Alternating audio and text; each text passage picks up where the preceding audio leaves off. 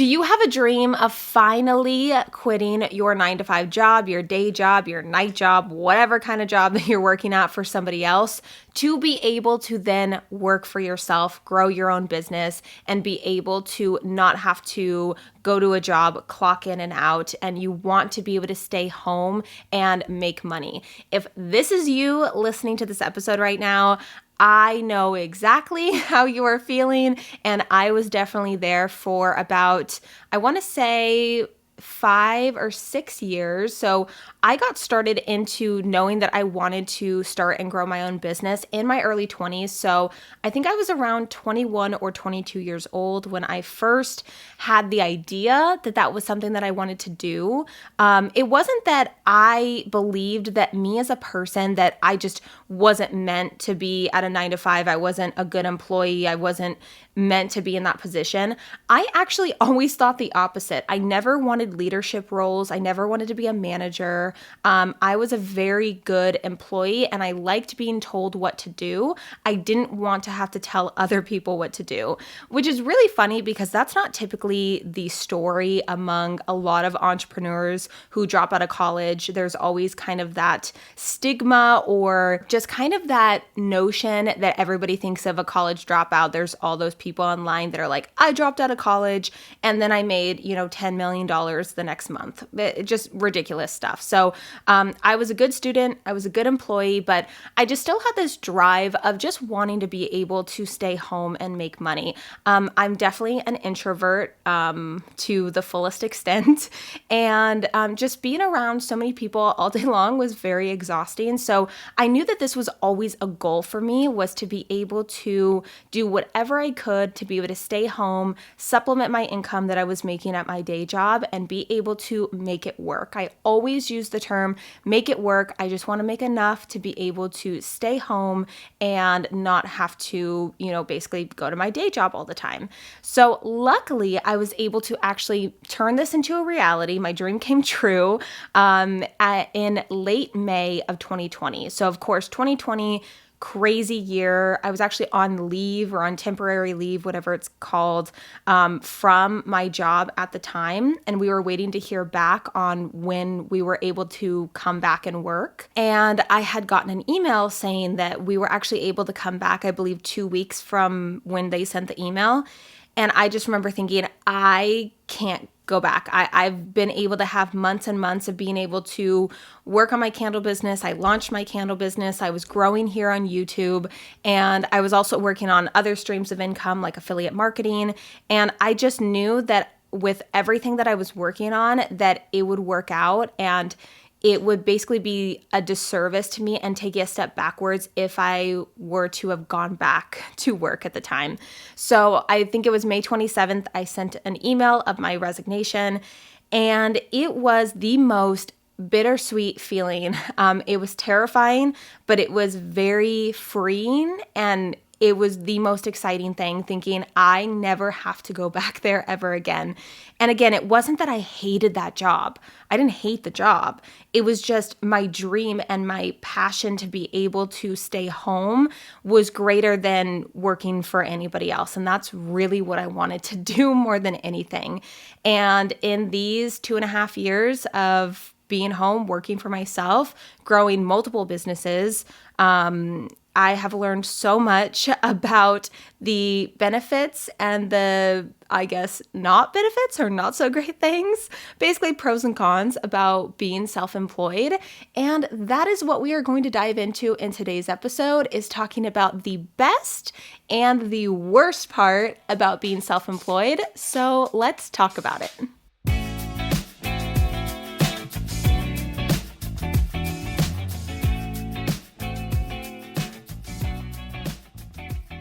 Hello, and welcome to episode 7 of the Candle Business Podcast. I am your host, Erica Marie Morris, and as always, so excited that you are here with me today. If you are somebody who is wanting to turn your dream into reality, you have a dream of launching your own candle business, I do have a gift for you. It is a free download. It is a candle business launch checklist. You can go to ericamariemorris.com/checklist. I've had a lot of people download download this, you also get on my email list as well. And I send out very helpful weekly emails. And the checklist is basically just to help you along the way. Even if you're in the very beginning, in the testing stages, it could help you kind of get your mind starting to turn and think more in a business sense before you actually get up to looking to actually launch your candle business. Now, today's topic, this is going to be my opinion on the best and the worst part of being self-employed. And this is coming from somebody who is both a content creator and a candle business owner. So I have a couple different businesses. I want to say it's kind of like 2 different businesses, maybe 3. I honestly don't really know. I've tried to expand and try to grow my income and my different streams of income as much as I possibly can because full transparency, and I tried to be as transparent about this as possible. I've never said that I've lived off of my candle business income, but I am still just reinvesting all of the profits of my business back into my business. So any profit and sales that I get from my candle business, I just use that to buy more supplies or buy more vendor booths things or whatever it is. Like, I'm constantly reinvesting that income back into it. And the only reason why I'm able to do YouTube and stay home is because of YouTube. So it's because of the income that I make on YouTube that basically supplemented my income from my previous job. So back in May of 2020, when I quit my job 2 months after launching my candle business, it wasn't because I made enough money in my candle business to be able to stay home.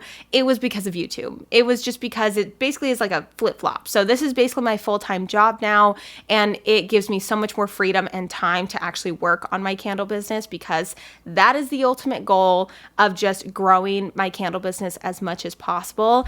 And I have a goal of hitting $100,000 in sales in one 12-month period in my candle business. I'm not quite there yet. I believe last year I did around 30,000 in sales in my candle business. So we'll see where I hit this year in 2020, but $100,000 is my goal. But let's move on into what I think the best and worst parts of being self-employed is.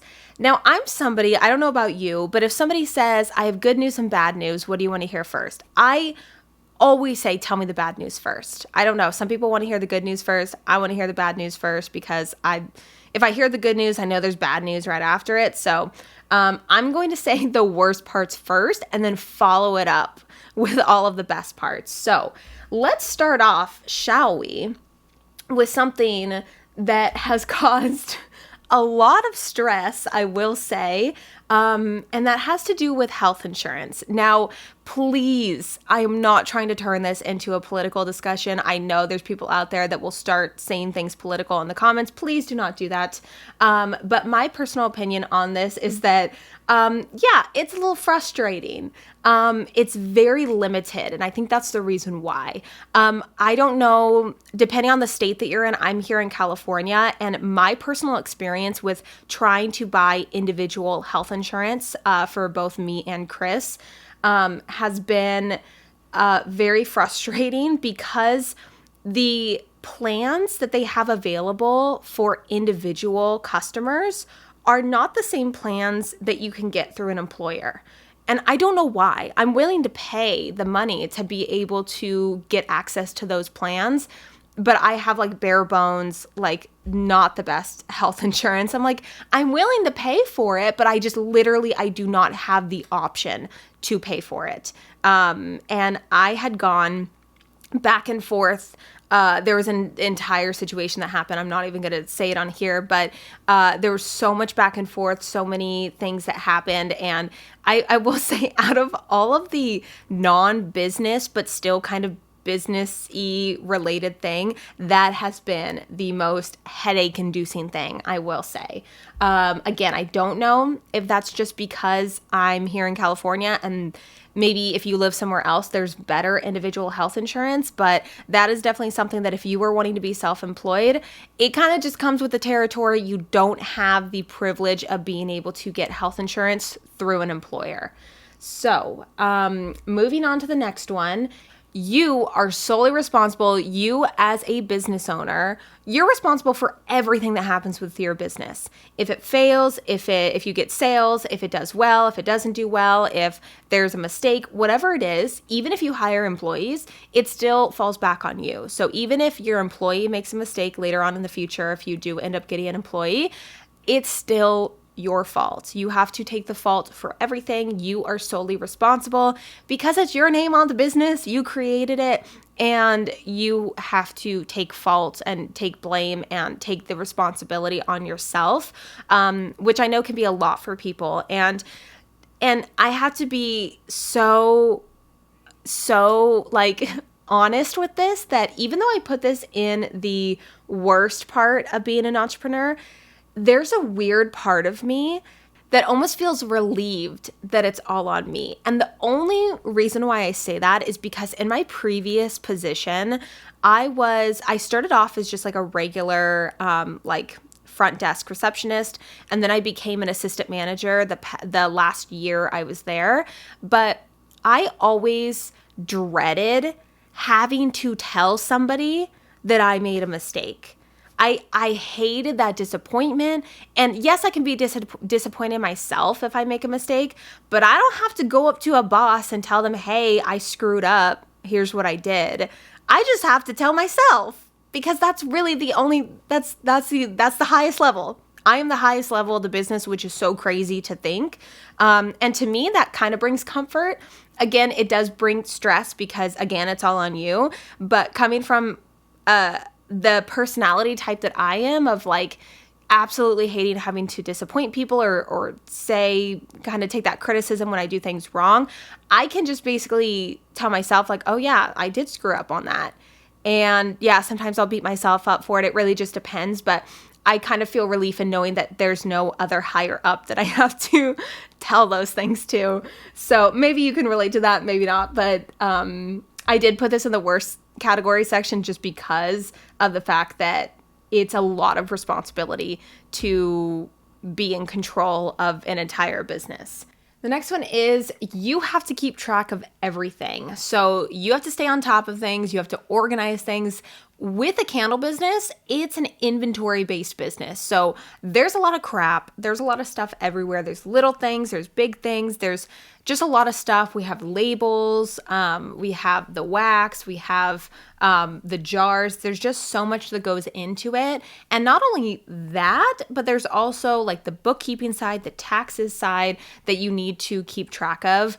And I will say that for me personally, and I know I've talked about this before on how I just struggle a lot when it comes to organization. It may seem like everything, like you can kind of see behind me if you're watching on YouTube, it may seem like everything that I do is like very organized and wow, you have everything together.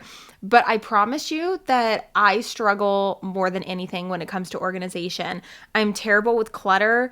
I'm terrible with keeping things in its place. That's just something that I struggle with a lot. So this part about being a business owner has been the most challenging, has been like the worst part for me, is having to basically face that and be kind of in front of that and see that at all times. And luckily, Chris is really, really, really good at this part. So I'm very thankful for that. But it can definitely, with everything that I have going on, it can definitely be very, very overwhelming, especially when you add in kind of the content creator side, which is tons of emails, DMs, comments, and I'm trying to get back to everybody as much as I can, and sometimes I don't. And it can be, again, just very overwhelming, very challenging for me. I have a lot of unopened emails. I set reminders for myself all the time because I forget everything. So yeah, it's definitely challenging for me at this part. So the balance of everything has been a very big struggle for me in this business.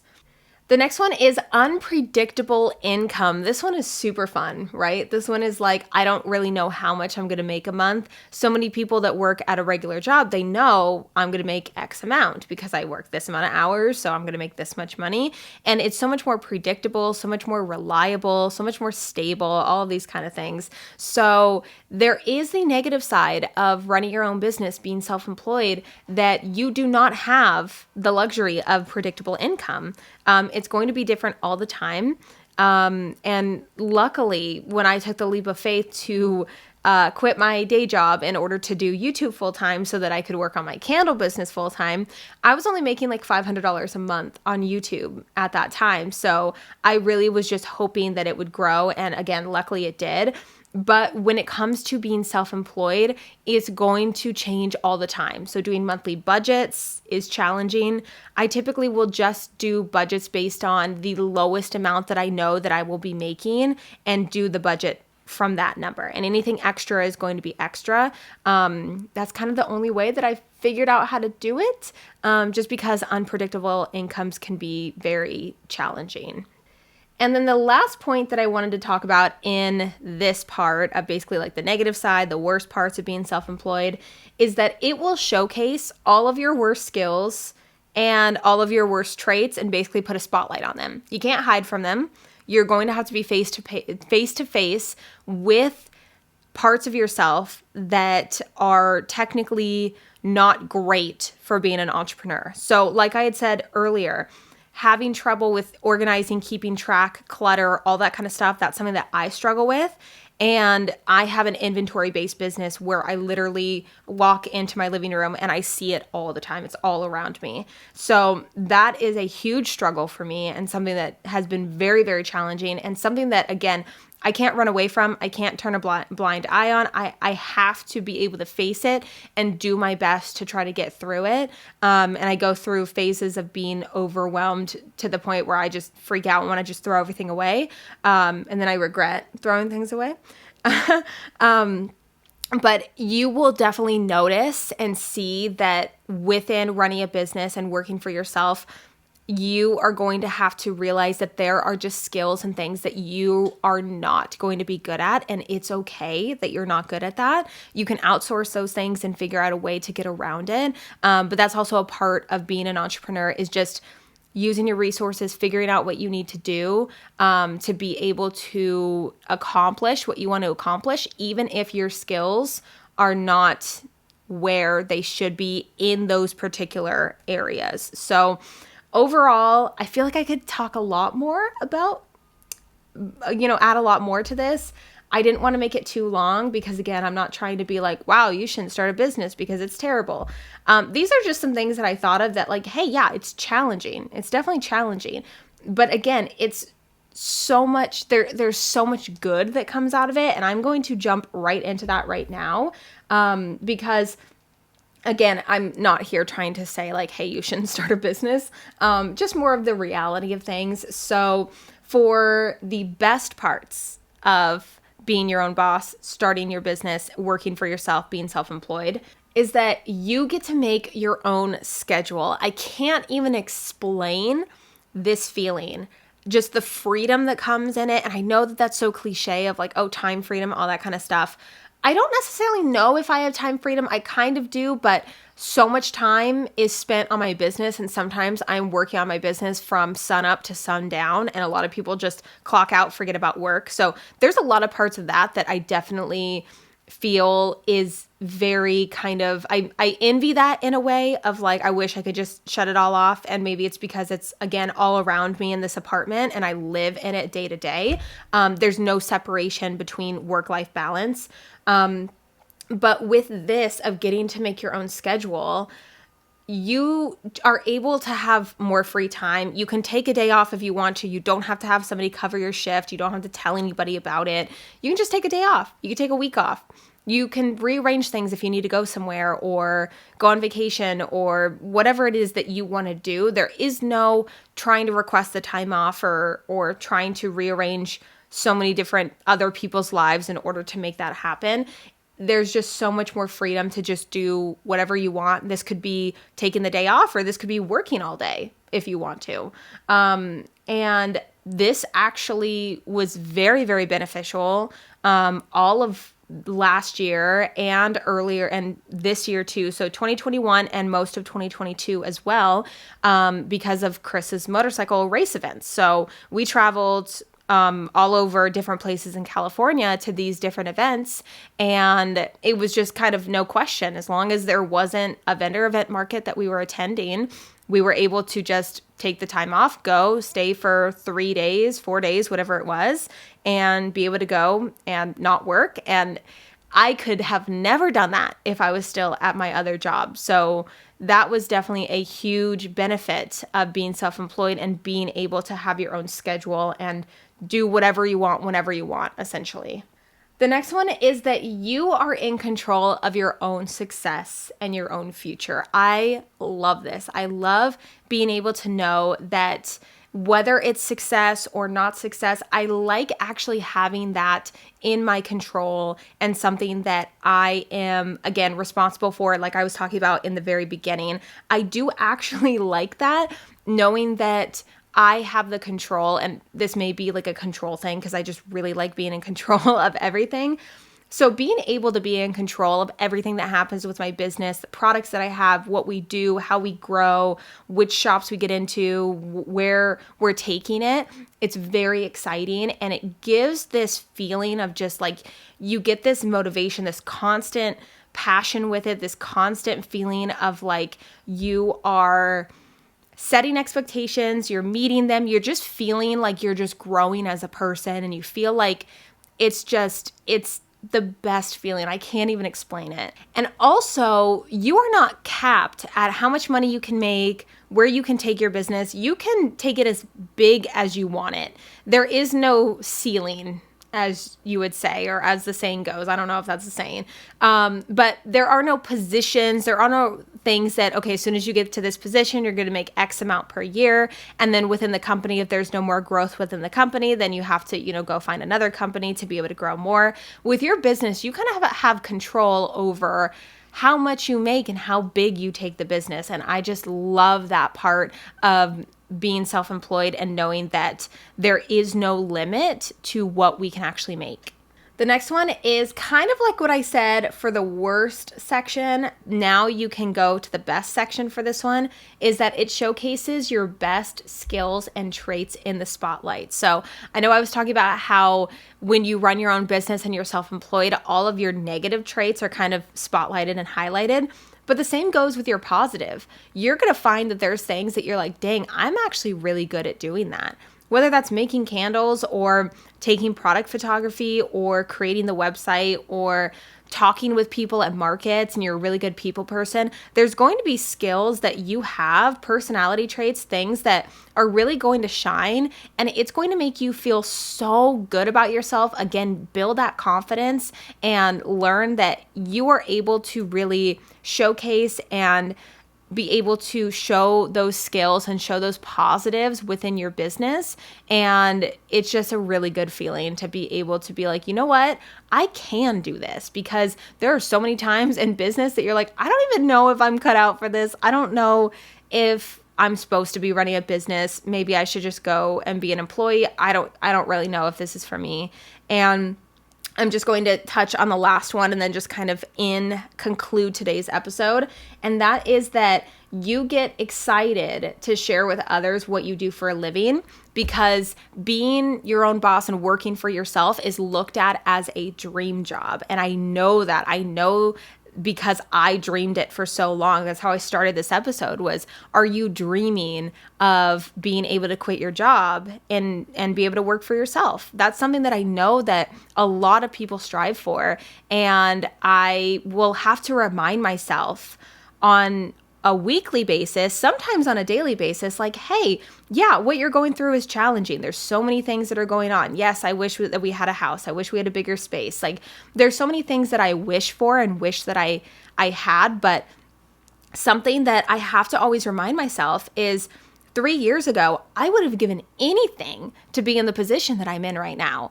And I have to just be grateful for that and know that, yes, I'm striving for more. But so many people, when I tell them what I do, I have a candle business and I'm on YouTube, it's like a really cool thing to be able to tell people that you have your own business and you're able to work from home. And it's just really cool. It's cool to tell people. It's cool to share. It's a very interesting profession, job, whatever it is, career. Unlike, I know that some people, they're like, oh yeah, I work in whatever. That's like, you may not be as excited to tell people about, versus when you work and you're self-employed, it's very interesting. It's a conversation starter. And trust me, I need all the conversation starters as possible because, again, introvert, not very good at that. But I try my best. So I think I'm going to end today's podcast right here. And this was basically just me laying out the best and the worst parts of being self-employed. And this is just my personal experience. And even though I did have some parts for the worst, like the negative side of having your own business, being self-employed, yeah, there's going to be some negatives, just like with any job. With any job, you could do a pros and cons list, but there is no way that I would give up any of this to go back to what I was doing before. I hope that I can do this for the rest of my life and be self-employed for the rest of my life. Anything that I have on here on the negative side is 100 million times worth it for me. I have grown and learned so much as an individual with running this business, and I wouldn't change any of it for the world. So if you have a dream of being able to work for yourself, stay home and run your own business, keep at it, keep going towards your goals, because eventually you will be able to get there. And whether that takes 3, 4, 5, 6 years down the line to be able to be profitable enough to live off of income from whatever business you are running, then that's what it may take. But I say that if you have the passion and the drive to be able to get there, then that is all that matters. So I think, again, I'm going to end today's podcast episode right here. If you enjoyed today's episode, make sure to leave it a thumbs up if you are watching on YouTube. But other than that, I will see you in my next episode.